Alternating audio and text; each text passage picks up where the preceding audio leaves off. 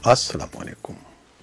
पाकिस्तान में इस वक्त शाम के 7, भारत में 7:30 और यहाँ हमारे स्टूडियोज़ की घड़ियों में सुबह के 10 बज रहे हैं। वॉइस ऑफ अमेरिका वाशिंगटन की उर्दू सर्विस से हमारी बाकायदा नशरियात का आगाज़ होता है। पहले घंटे के लिए मैं हूँ आपका मेज़बान खालिद हमीद। जैसा कि आप देख रहे हैं, फेसबुक लाइव पर हम आपके सामने हैं और वेबसाइट और रेडियो पर हमारा ये 1 घंटे का न्यूज़ शो जारी रहेगा। तो आगाज़ करते हैं पहले आज की अहम खबरों की सुर्खियों से।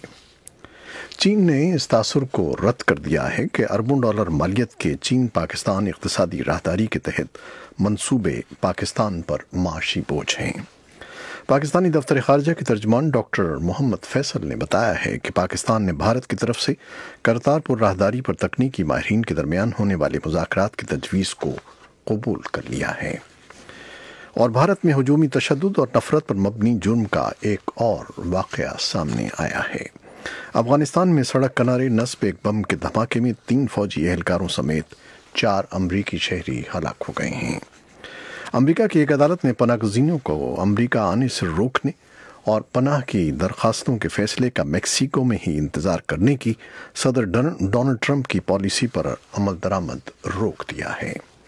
अक़वाम मुत्तहिदा के secretary general Antonio Guterres Libya में तमाम फरीकों पर जोर दे रहे हैं कि लड़ाई के खात्मे के लिए फौरी तौर पर मुज़ाकरात करें और कोई सियासी हल तलाश करें। बरतानिया की पार्लिमान ने पीर को देर गए एक कानून मंजूर किया है जो हुकूमत को इख्तियार देगा कि वो ब्रेक्जिट में ताख़ीर कर सके बजाय इसके कि किसी समझौते के बगैर उसे छोड़ दें। सूडान के दारुल-हुकूमत खर्तूम में मंगल को रोज़ फ़ौजी हेडक्वार्टर के बाहर गोलियों की आवाज़ें सुनी गईं, जबकि सदर उमर अल बशीर की बरतरफी के लिए मुजाहरे पिछले 3 रोज़ से जारी हैं। अलजायर की पार्लियामेंट ने साबिक़ सदर अब्दुल अजीज़ बूतफ्लीका की जगह अबूरी सरबराह नामज़द कर दिया है और इसराइल में मंगल के रोज़ पार्लिमानी इंतखाबात के लिए वोटिंग हो रही है, जिसमें वज़ीर आज़म नेतन्याहू को अपना इक़्तिदार बचाने के लिए साबिक़ फ़ौजी सरबराह बेनी गैंट्स से सख्त मुकाबला है। ये थी शह सुर्खियाँ, तफसील कुछ देर के बाद।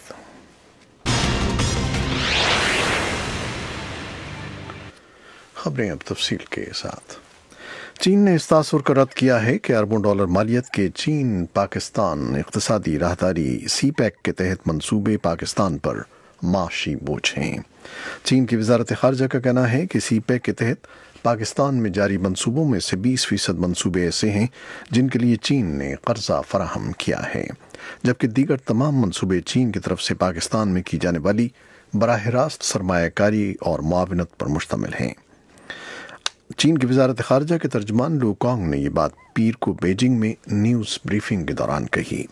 अमरीकी जरीदे वॉल स्ट्रीट जर्नल की हालिया रिपोर्ट के मुताबिक पाकिस्तान के माशी बहरान के बायस सीपैक के मंसूबे भी सुस्त रवि का शिकार हैं, जिसके बायस इस्लामाबाद बीजिंग से इक़्तिसादी इमदाद का हाँ है।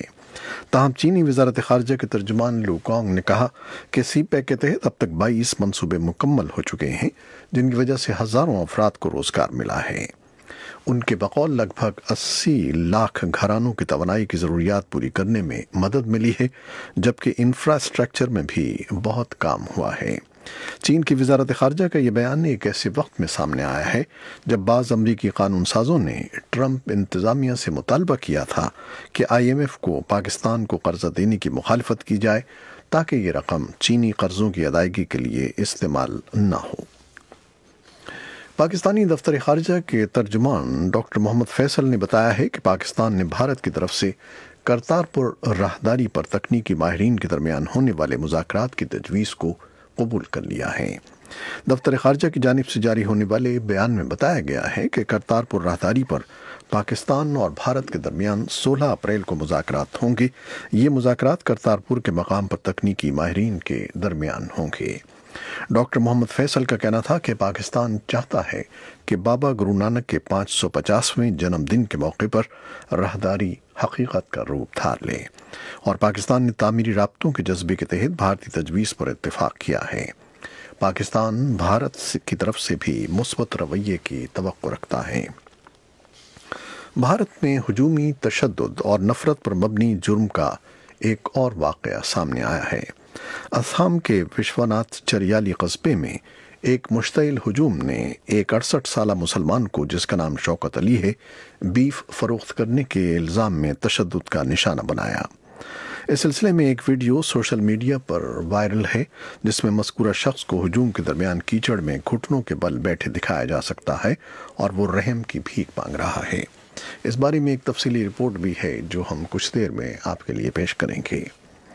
افغانستان میں سڑک کنارے نصب ایک بم کے دھماکے میں 3 فوجی اہلکاروں سمیت 4 امریکی شہری ہلاک ہو گئے ہیں۔ حکام کے مطابق حملہ پیر کو دارالحکومت کابل سے 50 کلومیٹر دور شمال میں واقع بگرام ایئر بیس کے نزدیک کیا گیا، جو افغانستان میں تعینات امریکی فوجیوں کی مرکزی چھاونی ہے۔ افغانستان میں تعینات امریکی مشن نے ایک بیان میں کہا ہے کہ دھماکہ ایک فوجی قافلے پر کیا گیا تھا جس میں امریکی فوج کے 3 اہلکار اور ایک کانٹریکٹر ہلاک اور 3 افراد زخمی ہوئے۔ بیان کے مطابق زخمی اہلکاروں کو طبی امداد کے لیے بیرون ملک منتقل کر دیا گیا ہے۔ حملے کی ذمہ داری طالبان نے قبول کی ہے۔ طالبان نے اپنے ایک بیان میں دعویٰ کیا ہے کہ دھماکہ خود کش حملے کا نتیجہ تھا جس کے دوران ان کے ایک بمبار نے بارود سے بھری گاڑی نیٹو کے اڈے کے قریب ٹکرا دی۔ طالبان اور امریکی فوج کے متضاد دعووں کی آزاد ذرائع سے تصدیق نہیں ہو سکی ہے۔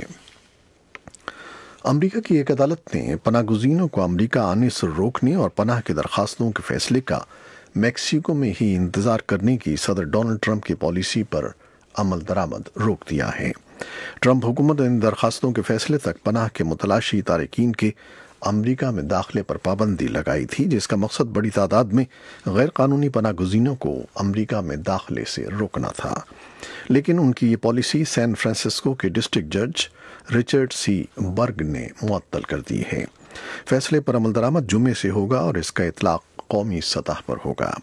اپنے ایک ٹویٹ میں صدر ڈونلڈ ٹرمپ نے کہا ہے کہ جج نے حکم دیا ہے کہ میکسیکو پناہ گزینوں کے لیے خطرناک جگہ ہے، یہ امریکہ کے ساتھ ناانصافی ہے۔ ٹرمپ حکومت امریکہ میں پناہ کے خواہش مند غیر قانونی تارکین وطن کو میکسیکو میں ہی رکھنے کا یہ منصوبہ جنوری میں سامنے لائی تھی، جس کا مقصد امریکی سرحد پر پناہ گزینوں کے رش پر قابو پانا تھا۔ اقوام متحدہ کے secretary general Antonio Guterres Libya میں تمام فریقوں پر زور دے رہے ہیں کہ لڑائی کے خاتمے کے لیے فوری طور پر مذاکرات کریں اور کوئی سیاسی حل تلاش کریں، کیونکہ فوجی کارروائی سے کچھ حاصل نہیں ہوگا۔ پیر کے روز ایک بیان میں گٹریس نے پیشکش کی کہ اقوام متحدہ بات چیت میں مددگار ثابت ہو سکتا ہے۔ ان کا یہ بیان ایک ایسے وقت میں سامنے آیا ہے جب فوجی کمانڈر خلیفہ حفتر کی وفادار فوجوں نے تسلیم کیا ہے کہ طرابلس کے ایئرپورٹ پر فضائی حملے کے وہ ذمہ دار ہیں۔ برطانیہ کی پارلیمان نے پیر کو دیر گئے ایک قانون منظور کیا جو حکومت کو اختیار دے گا کہ وہ بریگزٹ میں تاخیر کر سکے، بجائے اس کے کہ کسی سمجھوتے کے بغیر اسے چھوڑ دے۔ اس قانون کو بھاری اکثریت سے منظور کر لیا گیا کیونکہ بہت سے قانون ساز حکومت پر بھروسہ نہیں کرتے، حالانکہ وزیر اعظم تھیریسا مے نے یقین دلایا ہے کہ وہ تاخیر کے لیے کوشش کریں گی۔ سوڈان کے دارالحکومت خرطوم میں منگل کے روز فوجی ہیڈ کوارٹر کے باہر گولیوں کی آوازیں سنی گئیں، جبکہ صدر عمر البشیر کی برطرفی کے لیے مظاہرے پچھلے 3 روز سے جاری ہیں۔ احتجاجیوں کے بڑے گروپ ہفتے کے روز اس جگہ جمع ہو رہے ہیں اور عمر البشیر کے 30 سالہ آمرانہ دور کے خاتمے کا مطالبہ کر رہے ہیں۔ خرطوم میں 6 افراد اس وقت ہلاک ہو گئے جب پولیس نے مظاہرین کو منتشر کرنے کے لیے کارروائی کی۔ صدر بشیر نے 22 فروری کو ملک بھر میں ایمرجنسی نافذ کر دی تھی تاکہ مظاہروں کو دبایا جا سکے، جبکہ اس سے پہلے پکڑ دھکڑ کی ابتدائی کارروائیاں ناکام ہو گئی تھیں۔ الجزائر کی پارلیمنٹ نے سابق صدر عبدالعزیز بوتفلیقہ کی جگہ عبوری سربراہ نامزد کر دیا ہے۔ جمہوریت نواز مظاہروں کے بعد پچھلے ہفتے بوتفلیقہ نے استعفیٰ دے دیا تھا۔ پولیس نے طالبان مظاہرین کو منتشر کرنے کے لیے آنسو گیس پھینکی اور پانی کی بوچھاڑ کی، جو مسلسل 7ویں ہفتے دارالحکومت میں جمع ہو گئے تھے۔ اس احتجاجی تحریک نے، جس نے 2 عشروں تک اقتدار میں رہنے والے لیڈر کو استعفے پر مجبور کر دیا تھا، تمام سیاسی حکمرانوں کی برطرفی کا مطالبہ کر رہے ہیں، جن میں نئے عبوری صدر عبدالقادر بن صالح بھی شامل ہیں، جو بوتفلیقہ اور پارلیمنٹ کے ایوان بالا کے لیڈر کے قریبی اتحادی سمجھے جاتے ہیں۔ اسرائیل میں منگل کے روز پارلیمانی انتخابات کے لیے ووٹنگ ہو رہی ہے۔ وزیر اعظم نیتن یاہو کو اپنا اقتدار بچانے کے لیے سابق فوجی سربراہ بینی گینٹس سے سخت مقابلہ درپیش ہے۔ ووٹنگ سے قبل ہونے والے جائزوں سے ظاہر ہوتا ہے کہ نیتن یاہو کی لیکود پارٹی اور گینز کی بلیو اینڈ وائٹ پارٹی کو 120 نشستوں والے پارلیمنٹ میں برابر کی نشستیں حاصل ہیں۔ اگر ایسا ہوتا ہے تو 69 سالہ نیتن یاہو دائیں بازو کی چھوٹی جماعتوں کو ساتھ ملا کر 5ویں مرتبہ اقتدار حاصل کرنے میں کامیاب ہو جائیں گے۔ یہ تھیں وہ خبریں جو فیس بک لائیو پر ہم نے آپ کے لیے پیش کیں۔ ویب سائٹ اور ریڈیو پر ہمارا یہ 1 گھنٹے کا نیوز شو جاری ہے، ہمارے ساتھ رہیے گا۔ فیس بک لائیو سے اجازت لیتے ہیں، اللہ حافظ۔